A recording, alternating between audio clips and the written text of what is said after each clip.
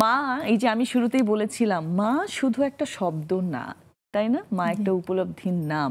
মায়ের কিন্তু অনেক গ্রুপ আছে, তাই না? সো আপনার কাছ থেকে আপনার ভাবনাটা আমি একটু শুনতে চাই। আপনার মাকে আপনি কি কি রূপে পেয়েছেন? আচ্ছা, আমি আমার একটু ছোট্টবেলার কথা বলতে হয়। আমার আম্মা আব্বার 7 সন্তান, আমি সবার বড়। তো 7 সন্তানের জন্যই আমার আম্মা আব্বা মানে নিরলস পরিশ্রম করেছে। আব্বার পরিশ্রমটা ছিল বাহিরে, আমার আম্মার পরিশ্রমটা ছিল ঘরের মধ্যে, এবং তার পরিশ্রমটা আমরা হয়তো উভয় প্রকাশ করতাম না। এক্স্যাক্টলি, এটা কেউ দেখে না, তাই না? মানে দৃশ্যমান হচ্ছে আব্বার পরিশ্রমটা, কিন্তু নীরবে নিভৃতে আমার আম্মা যে কত পরিশ্রম করেছে তার তো কোনো তুলনাই নেই। আমি আমার ছোটবেলার কথা বলছি, সেটা হচ্ছে ছোটবেলায় আমি ছিলাম নোয়াখালীতে, আমার আব্বা ছিল ঢাকায়। তো জীবিকার তাগিদেই ছিলেন আমার আব্বা। তো আমার খুব জ্বর হয়েছিল এবং শ্বাসকষ্ট হয়েছিল। তো আমার দাদা ওষুধ এনে দিয়েছে, ওই ওষুধে কোনো কিছু ভালো হচ্ছিল না। তখন কেউ একজন বলছিল, আত্মীয়দের মধ্যে কেউ একজন বলেছিল যে বেবিকে যদি হচ্ছে গিয়ে কোনো বিজ্ঞান কলিজা খাওয়ানো হয় তাহলে হচ্ছে গিয়ে বেবি সুস্থ হয়ে যাবে, বাবুটা সুস্থ হয়ে যাবে।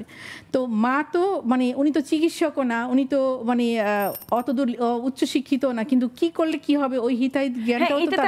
আমি একটু করে বলতে চাই, মানে মায়েরা এই যে সন্তানের জান বাঁচানোর জন্য এত বেশি টেনশনে থাকেন, ওনারা কিন্তু ওই সময় আপনি যে বলছেন মানে স্বল্প শিক্ষিত, হ্যাঁ, কিন্তু আমি মনে করি উচ্চ শিক্ষিত হলেও এই যে কুসংস্কারটা বিশ্বাস করে ফেলতেন। কারণ সন্তান তো অনেক বেশি তার কাছে, সন্তান অনেক মূল্যবান, সন্তানের জীবন বাঁচানোটাই তখন তার কাছে সবচেয়ে মুখ্য বিষয় ছিল।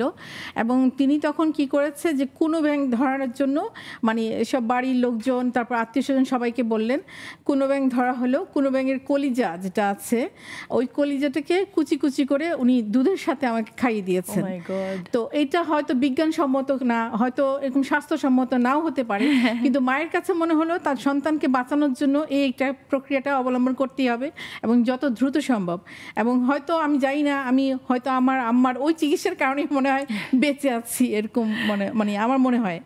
আরেকটা বলি, সেটা হচ্ছে আমি ঢাকা মেডিকেল কলেজে ছিলাম, হাসপাতালে ভর্তি ছিলাম প্রায় 1.5 মাসের মতো। আমার জীবন মরণ সন্ধিক্ষণে আমার আম্মা কিন্তু ঢাকা শহর কিছুই চিনেন না, উনি সাভারে। মানে আপনি লাইফে কতবার বিপদে পড়েছেন?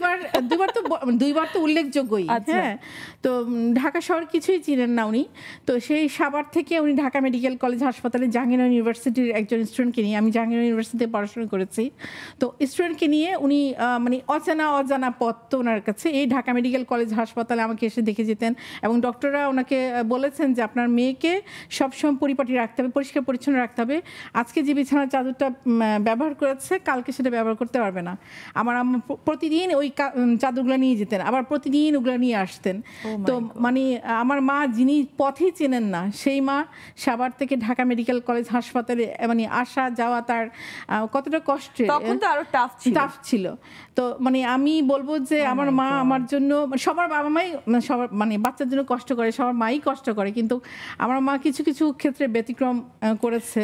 একদম, সন্তানের সুস্থতার জন্য কষ্টকেও আসলে জয় করা যায়, তাই না?